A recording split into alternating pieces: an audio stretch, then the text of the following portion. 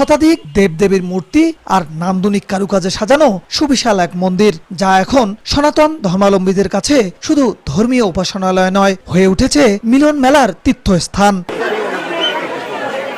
মন্দির চত্বরে প্রবেশ করতেই চোখে পড়বে বিশাল আকৃতির দেশের সবচেয়ে বড় শিব মূর্তি। দেখে মনে হবে প্রবেশ মুখেই যেন দর্শনার্থীদের স্বাগত জানাচ্ছে। গোটা মন্দির এলাকা জুড়ে রয়েছে রঙিন ফুলের বাগান ও মনোমুগ্ধকর কারুকাজ। চা কফি চত্বর সহ শিশুদের আনন্দ ও বিনোদনের খোলা পরিবেশ। ধর্ম আর বিনোদনের অনন্য সংমিশ্রণ ঘটেছে এ মন্দিরে। প্রতিদিন সনাতন ধর্মের মানুষ আসছেন এ অঞ্চলের সর্ববৃহৎ নতুন এ মন্দির দেখতে।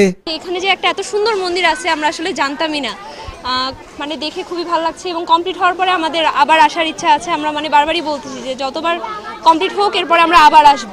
জায়গাটা তো খুব সুন্দর, আমাদের হিন্দুদের জন্য খুব সুন্দর একটা জায়গা, তীর্থস্থানটাও তো ভালো। এলাকার ভিতরে তো মন্দির তো নেই, আমাদের খুব ভালো লাগলো দেখে। যাই হোক, এই সমস্ত দর্শনের জন্য বাইরে যাওয়া লাগতো, এখন আমাদের বিশেষ করে বাড়ির পার্শ্ব এলাকায় এটা এত সুন্দর একটা যে প্রতিষ্ঠান গড়ে উঠছে, এর জন্য আমরা খুব গর্বিত বাবা।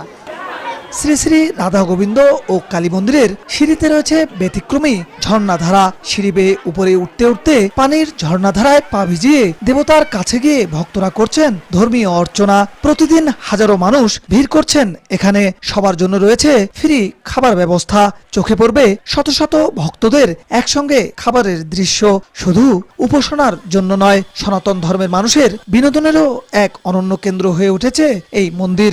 দেশ ও বিদেশ থেকে আসা ভক্ত আর দর্শনার্থীরা পাচ্ছেন ধর্মীয় শান্তি আর আনন্দের এক বিরল অভিজ্ঞতা। দেখতে এসেছি, এই কালীবাড়ি আমার খুব ভালো লাগছে। আমি আমার বাবার সাথে ঘুরতে এসেছি। মূলত প্রধান হচ্ছে ধর্ম, সেখানে বাচ্চারা বিনোদন যেহেতু আছে এখানে, সেহেতু একটু আনন্দ উপভোগ করে বাচ্চারা। আর বড়রা তো অবশ্যই ভগবানের প্রতি আকৃষ্ট, তারা পূজা করে। এখানে বাংলাদেশের সর্ববৃহত্তম শিবের মূর্তি রয়েছে। এছাড়াও এখানে আরও বিভিন্ন মন্দির প্রতিষ্ঠা করা হচ্ছে। পরবর্তীতে এখানে আরও লোকের সমাগম হবে বলে আমি মনে করতেছি।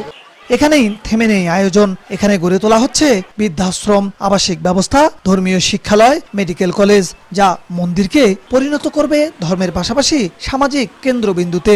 জীবনের সব আয় দিয়ে ধর্ম ও মানুষের মধ্যে সারা জীবন বেঁচে থাকতে এমন মন্দির তৈরির উদ্যোগ নিয়েছেন শ্রী হরিদাস বাবু।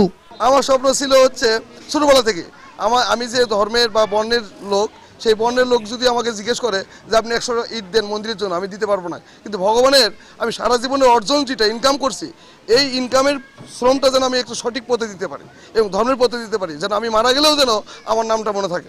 217 শতাংশ জমি জুড়ে নির্মিত বিশাল এই মন্দিরটি গাইবান্ধার পলাশবাড়ী উপজেলার প্রত্যন্ত গ্রামে তৈরি করা হয়েছে। প্রতি মাসের শেষ রবিবার বিশেষ ধর্মীয় অনুষ্ঠান ছাড়াও এই মন্দিরটিতে প্রতিদিন দেশ এবং দেশের বাহির থেকে হাজারো দর্শনার্থী এবং সনাতন ধর্মাবলম্বী আসছেন মন্দিরটি দেখতে। বিপ্লব ইসলাম, সময় সংবাদ, গাইবান্ধা।